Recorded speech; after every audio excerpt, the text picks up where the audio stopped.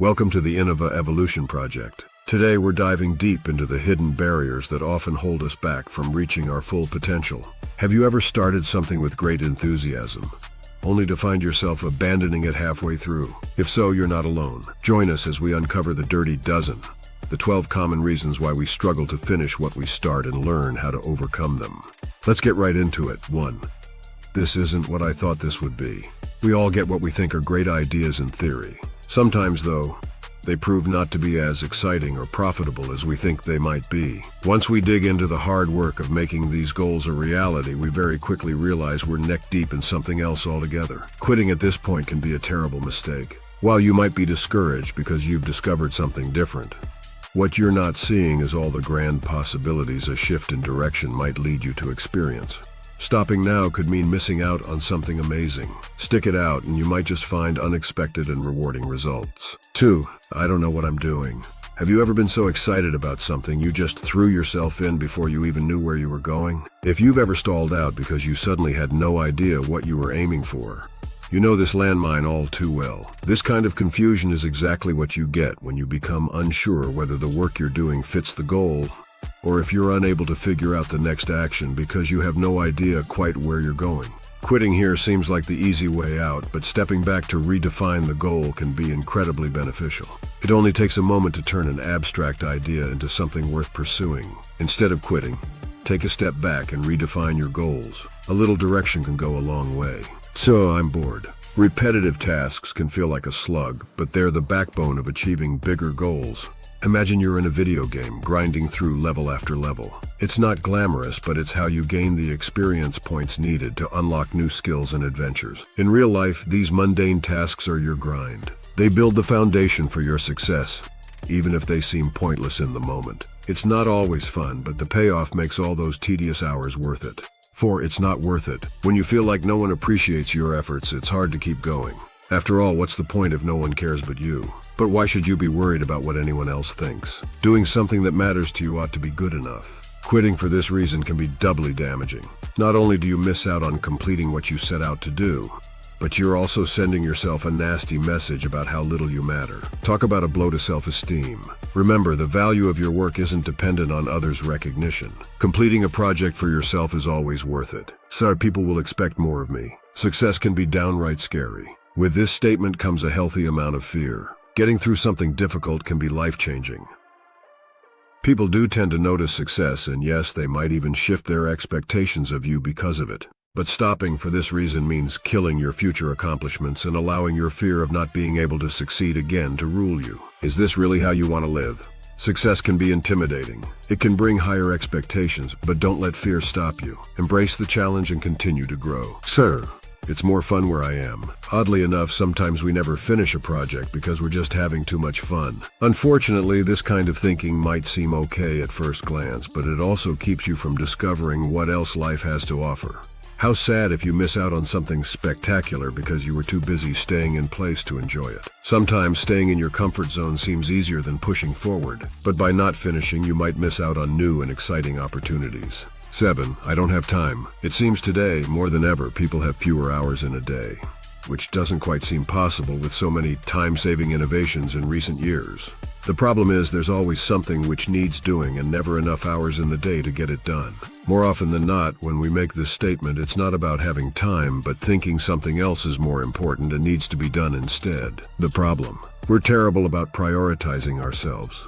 So we often lay aside the most important things for the sake of items that could easily be delegated or even forgotten. Instead of quitting, we might benefit more from deciding what is truly important in our lives. We all have busy lives, but often it's about prioritizing what's important. Evaluate your schedule and make time for what truly matters. I bit off more than I could chew.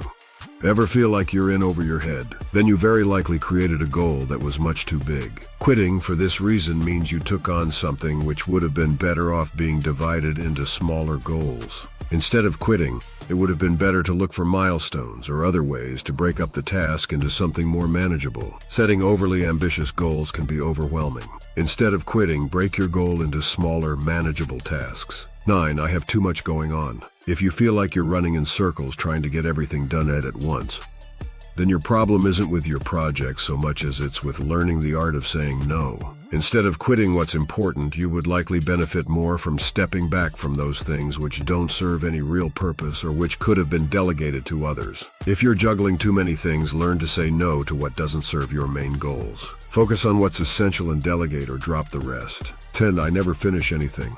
Too many previous failures can set us up for failure in our minds to the point where we'll even self-sabotage, generally subconsciously, rather than be proved wrong. But the biggest trap here is how incredibly easy it is to say these words to get out of ever having to try at all. What's worse, these words are an absolute lie. Consider this.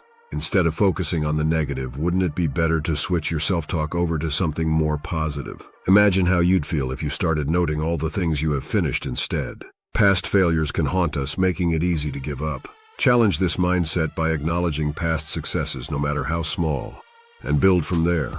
11. It's not right. To many people, finishing can be a real problem. They become caught up in the idea that what they're working on isn't going to be adequate somehow. Perfectionism can be quite a difficult roadblock to overcome, especially since it looks so logical from the outside. After all, wouldn't you want to do your best work before declaring something to be finished? The problem is, while in some cases this might be true, more often than not, this kind of tweaking can do more harm than good. Perfectionism can become a type of procrastination and an excuse to fall into some serious fears about not being good enough. Strive for excellence, but accept that sometimes good enough is good enough. Don't let the quest for perfection stop you from finishing. 12. I don't really want to do this. This is perhaps one of the more honest and even raw or emotional pleas you might make to keep from finishing something. It could be whatever you started triggered some thought or emotion from the past you don't want to deal with. Or you're in the midst of a task you don't want to do but know you should. Sometimes you should heed this statement. If you honestly don't want to do something, maybe you should quit. The problem? Sometimes we have to do the hard things, whether we like it or not. It's crucial to differentiate between tasks that are necessary and those that aren't. Push through the necessary ones and reconsider the others. And the ultimate bonus excuse. You've got your dirty dozen of excuses, but there's one more statement you need to consider. The catch-all, the one that can stand alone or bolster any other excuse. Everything is too chaotic right now. In a world where politics are heated, health scares are rampant, and crises seem to pop up everywhere.